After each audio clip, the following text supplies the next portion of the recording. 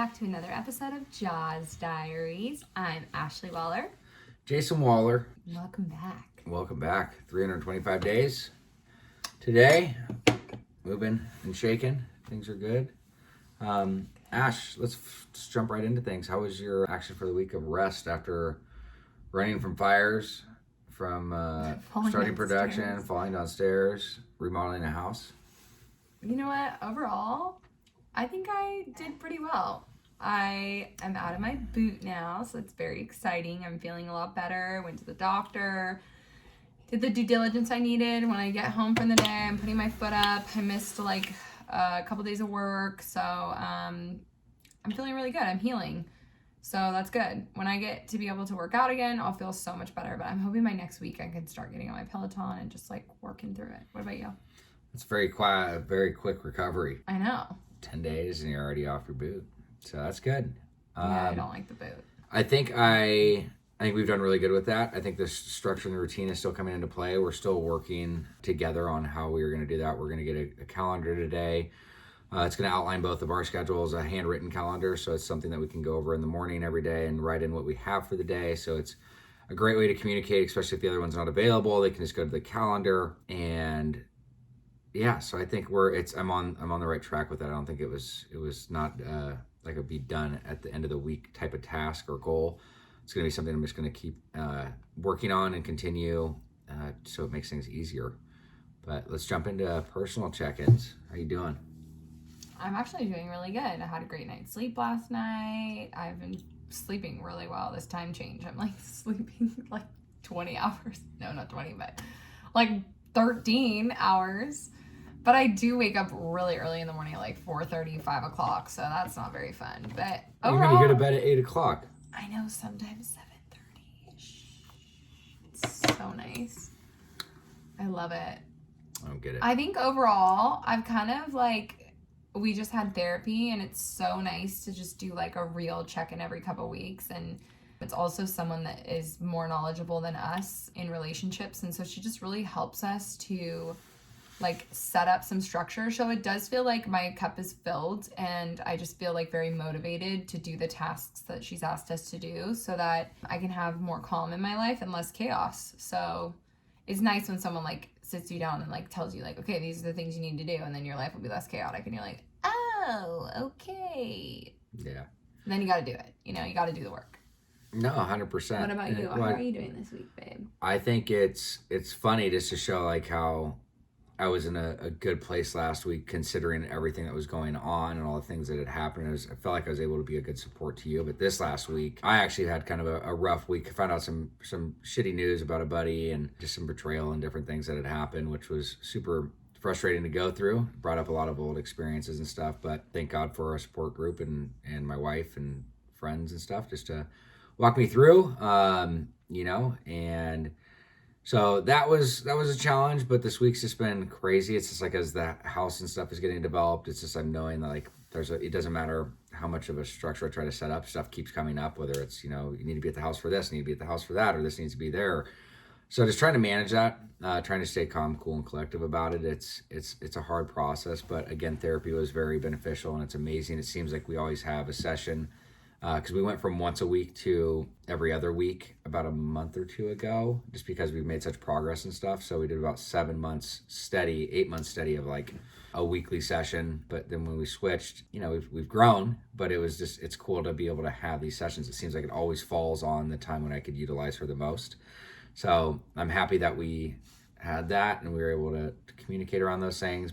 And something we'll talk about in the topic today is just like the power of letting go, because it's something that I still struggle with, is like control, like wanting things to be in order. Like I like structure. I'm super OCD when it comes to stuff like that. When it's not, it comes off, it makes things challenging. And so I'm just I feel defeated, but I also feel a sense of relief because I'm at a place of surrender. So yeah, I think that's kind of the topic. Let's get into our topic. Yeah, let's get into the topic, I guess. So yeah, the power of letting go, and it's a control fallacy, right? Is that the one that we internal control fallacy? Internal control fallacy. This is something that I highly recommend. It's The 15 styles of distorted thinking. If you guys just type that in. Distortions. Yeah, cognitive distortions. I know you can't read this. Print it out.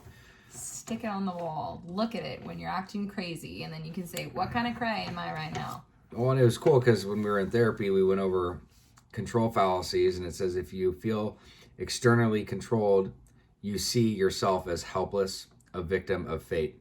And then there's another side of it, so that's number A, or letter A, and this is letter B. The fallacy of internal control has you responsible for the pain and happiness of everyone around you.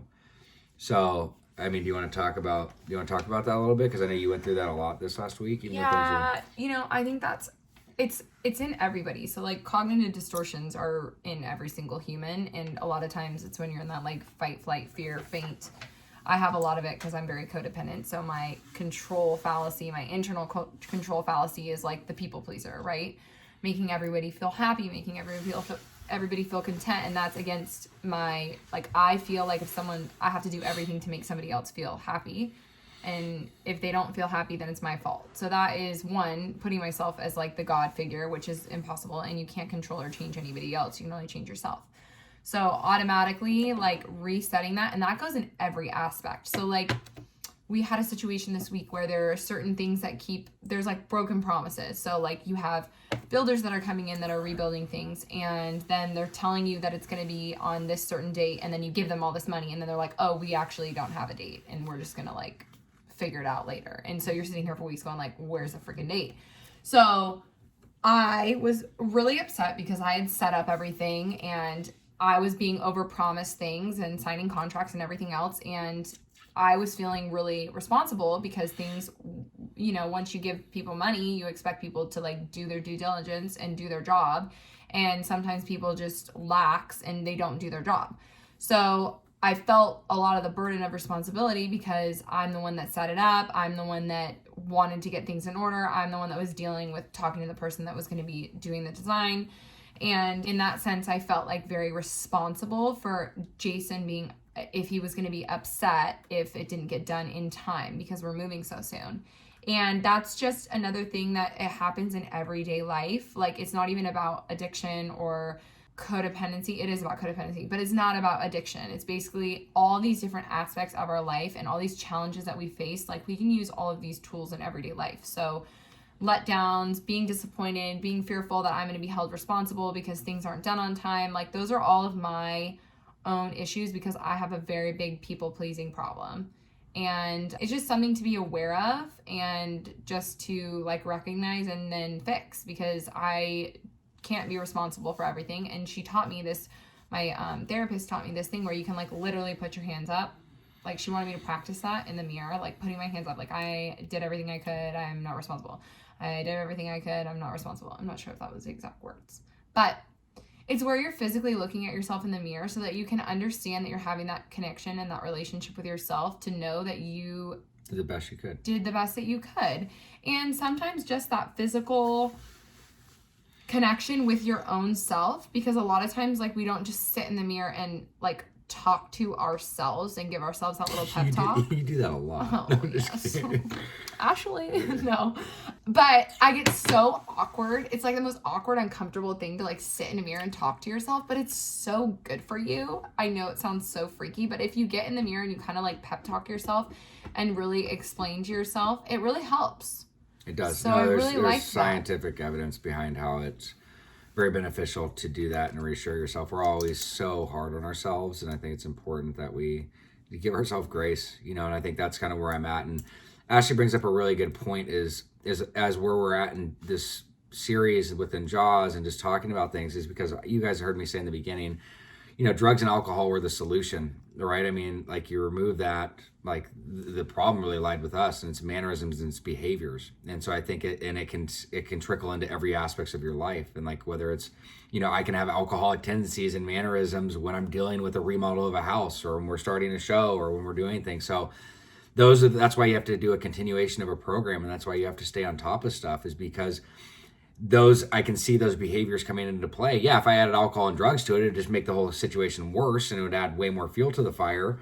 But it's being mindful of that and being able to control that and not to be able to have the tools to help control that.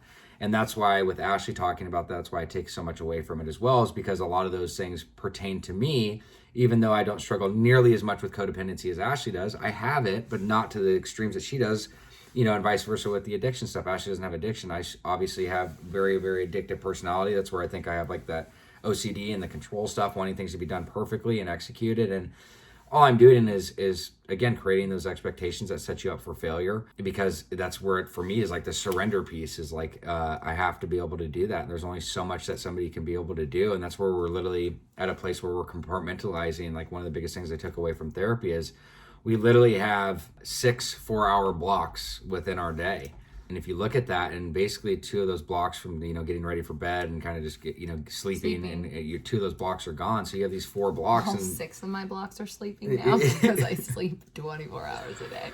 But when you look at that, you can really look at like how much you can really get done in a day. And it was nice because it made me realize, like, it's like, dude, the thing, like we already minus some, if you were to take away major things, remodeling the house, and shooting the show, it would be like, okay, that's still a full schedule with the work, having a child, all the different things at home, just everything that you have. And we both have full-time jobs on top of that. I know, yeah. I mentioned that, but so I'm just saying, if you take a regular life and we look at it, so it's like, it's just being kind. It's like, we're very grateful. We have we have a lot that's going on, but we are very grateful and fortunate to be in this situation. So it's just looking at my alcoholic tendencies creeping into other areas of my life, and I got to be mindful of that. And the quicker I can identify them and nip them in the butt and talk about them, the better off I am.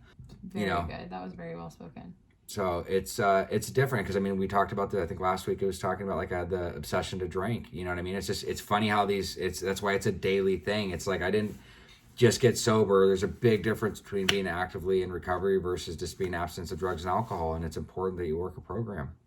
So I see the benefits of that, and that's why I love that we do this, because it's just a good reminder when we're literally talking to ourselves right now, and we're sharing this with you guys. But hopefully these are little tools that you guys can take away and connect. And the biggest thing is for relatability. So hopefully this was relatable this week. We're going through it, and we'll close out with our action for the week. I definitely am going to take yours from last week in continuation of staying on structure and things like that. And I really want to surrender, and I want to rest. I want to take some time to myself. I'm going to do something nice for myself this week. And not eat Ferrero Rochers. Oh, dude, I crushed a whole box. Like, I'm talking about like 36 of them in 2 days. So bad. Anyways, what's your action for the week? My action for the week is I'm really going to get on this calendar thing. Like, I'm very excited about it. I want to be very accountable and write down everything that I have for the task for the week. I'm a very visual person, and I have not figured out a way to be organized. It's the thing that I struggle with the most. So I think this calendar is going to change my life. So I'm going to get a calendar, and Jason and I are going to both write down our schedules on it. And then we'll have like my schedule, Jason's schedule, and Delilah's schedule. And that way, if there's something that comes up, I can look at the calendar. Or if there's something that I don't know about, I can look at the calendar. So I think it's just going to help a lot so that I know what's going on. So I don't have any expectations to like change Jason's schedule or change my schedule. And it's just a really great way for us to have another form of communication that's not essentially communicating with each other. It's just like a piece of paper in communication. So awesome. Much love, guys. Hope you guys have a great week. Bye. What up, guys? Thank you for watching another episode of JAWS Diaries. Hey, if you or a loved one is struggling and you guys need some direction, some insight, and you're just lost, please fill out the link below and we'd be happy to help.